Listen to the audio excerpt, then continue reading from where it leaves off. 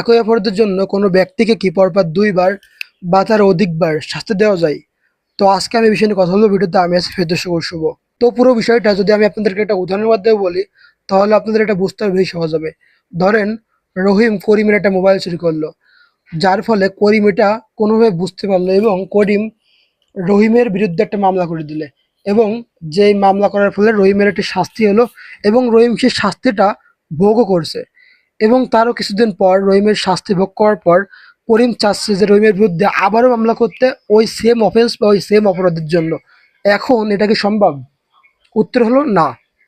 এখানেই আসে ডক্টরিন of double জিওপার্ডি, অর্থাৎ একই অপরাধের জন্য কোনো ব্যক্তিকে কখনোই একের অধিকবার শাস্তি দেওয়া যাবে না। এটি বেশ কিছু আইনে উল্লেখ করা আছে, যার মধ্যে আমাদের সবচেয়ে বড় আইন, আমাদের দেশের সর্বোচ্চ আইন, আমাদের সংবিধানে উল্লেখ করা আছে। আমাদের সংবিধানের ৩৫ নম্বর আর্টিকেলের ২ নম্বর সাব আর্টিকেলে উল্লেখ করা আছে। তাছাড়াও আমাদের দেশের যে সিআরপিসি আইনটা আছে, এই আইনের ৪০৩ নম্বর সেকশনে বলা আছে।